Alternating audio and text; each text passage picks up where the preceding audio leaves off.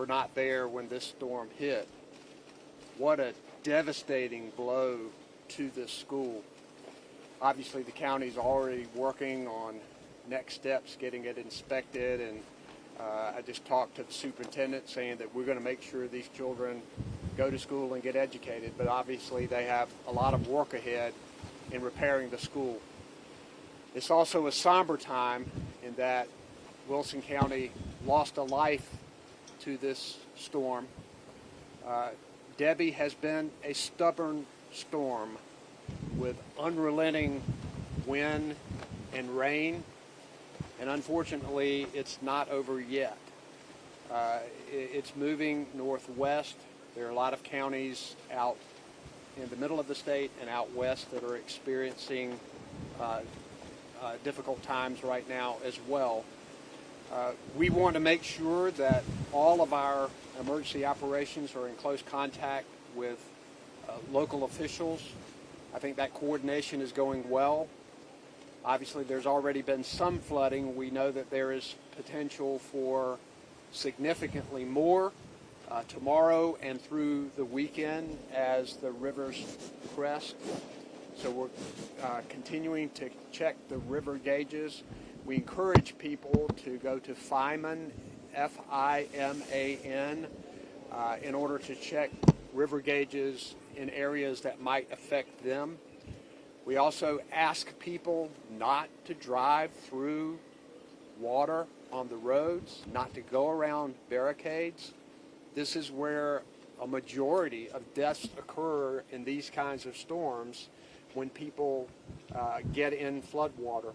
So we're encouraging people to also obey requests to evacuate, and to make sure they continue listening to news and local officials, particularly if they live in a low-lying area.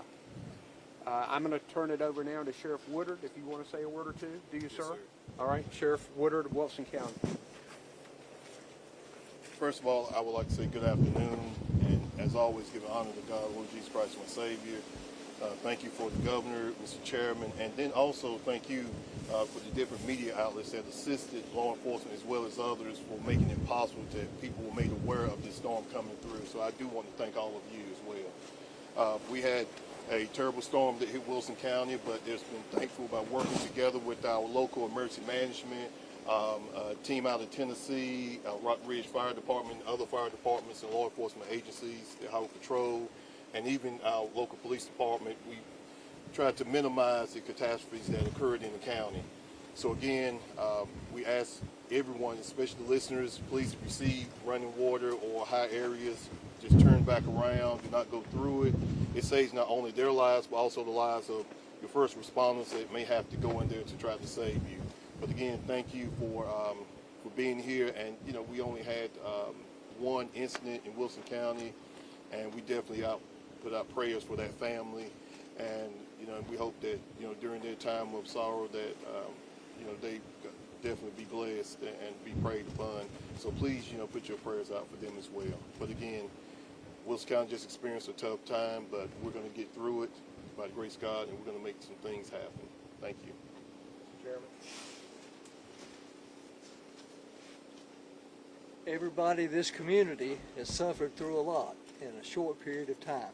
As many of you know, we had just over here on I-95 on the interstate a serious accident where 5 lives were lost. That happened just a couple of weeks ago. And then Spring Hill Church, about 2 miles down the road.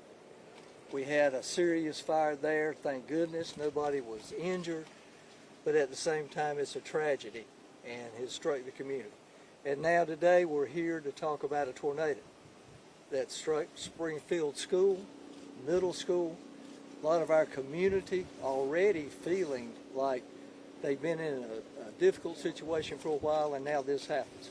But any time that a tornado touches ground, tragedy is going to strike.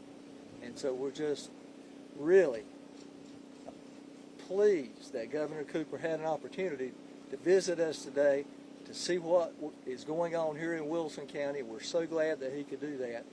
And we're really pleased with the work that Sheriff Woodard and his staff, his deputies are doing to help us through these situations that we're having. I'd like to thank our volunteer fire departments right here in this community and the ones that have come together with all of these tragedies to make it the best that it can be, which is not very good.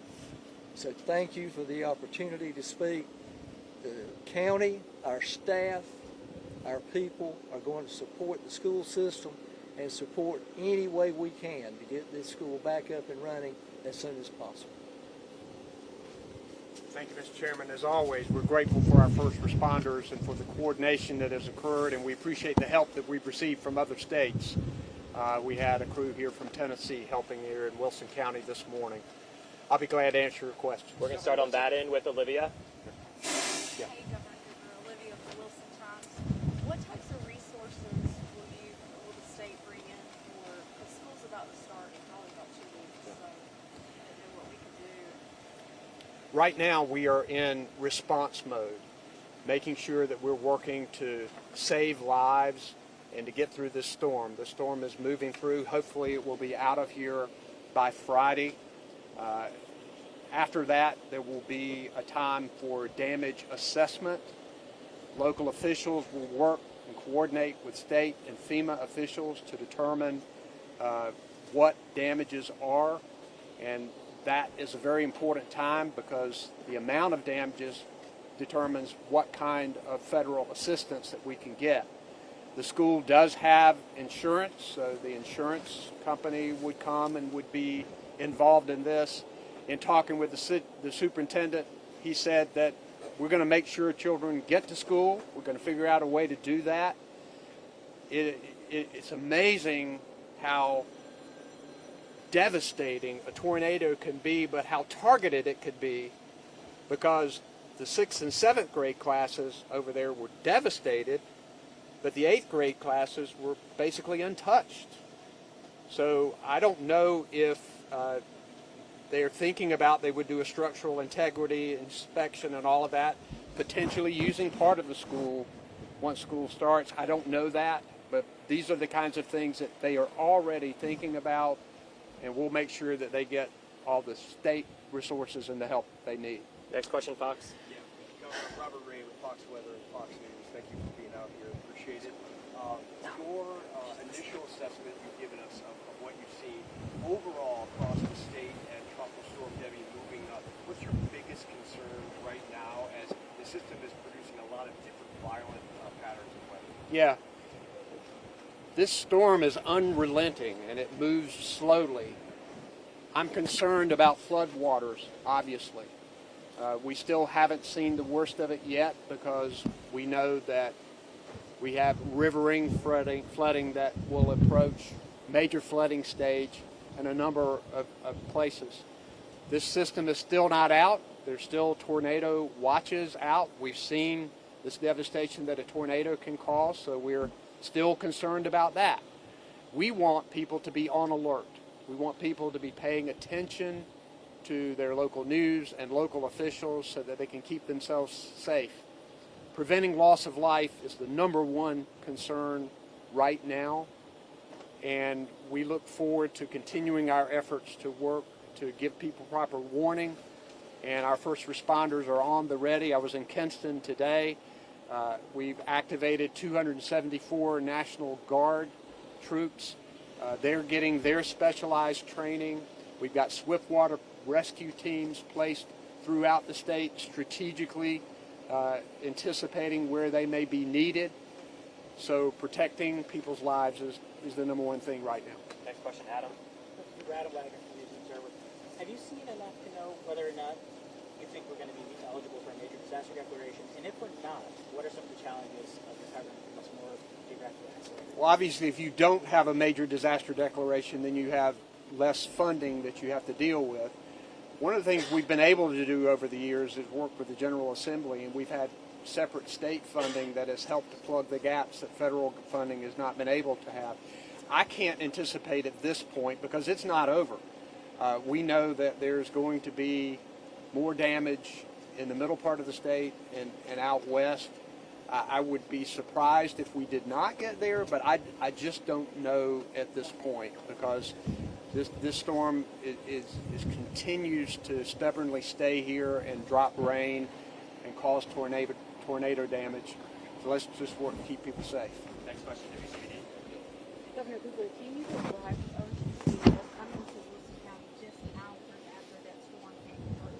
Why was it so important to be here on the ground today for hours later? Well, I wanted to see it for myself. I always like to talk with people.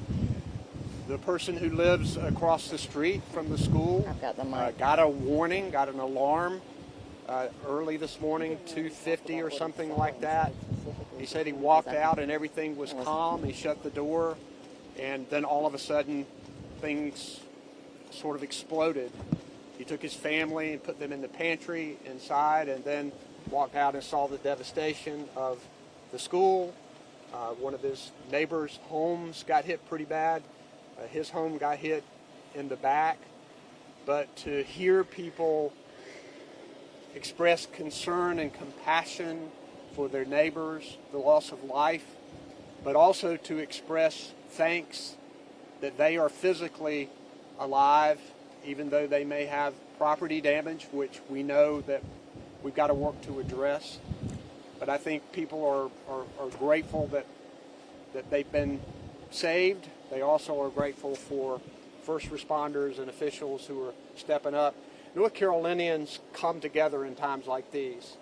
And I know our communities of faith, our nonprofits, all people band together to help out their brothers and sisters in need. That's happening here in Wilson County. It will be happening all across North Carolina over the next few days and the next week or so.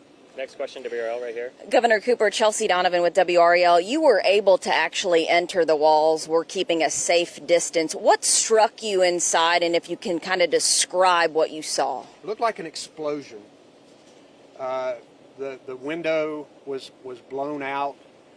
What was amazing to me were, a strong brick structure, how many different bricks were everywhere. I mean, it was an explosion is the best way to describe it, because this tornado came up and directed itself all the way through this school. Devastating damage, chairs everywhere, insulation hanging from the ceiling, light bulbs hanging, really devastating. And then we didn't go inside, but we've been told by the superintendent that a lot of the 8th grade classes just weren't even touched, almost looked pristine. Next question, WNCN.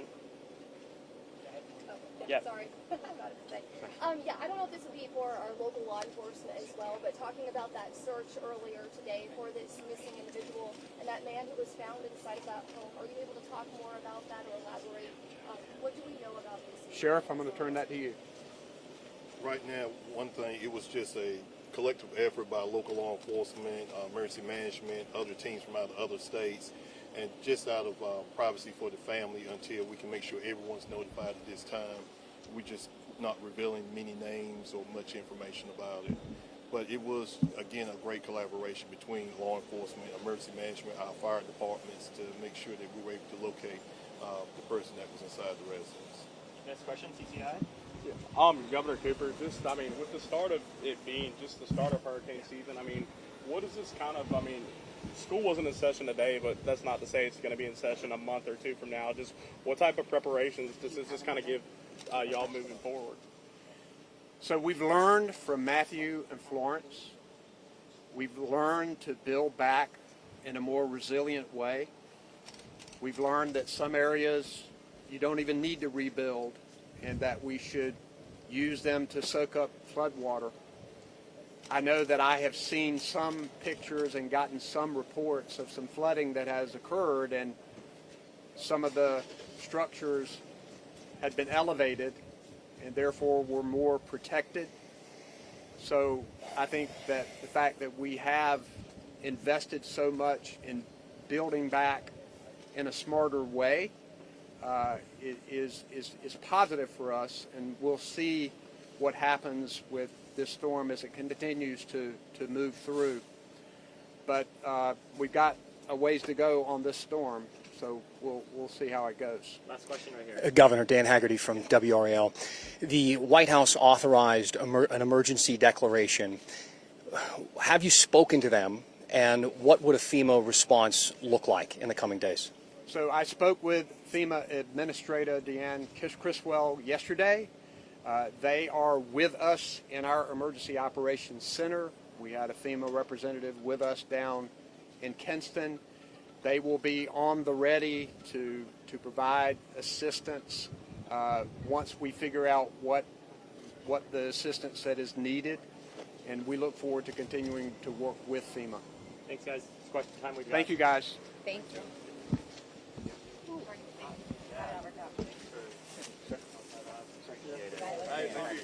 Yeah, of course. Tell me your name. Andrew McClung. I met you over in the Chiwan County a couple of months ago. Oh, yeah. Okay. Good to see you again, man. Thanks for being here. I got to say around 6 months. So.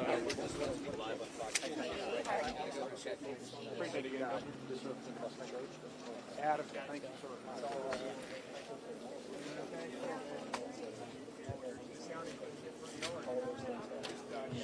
Sorry.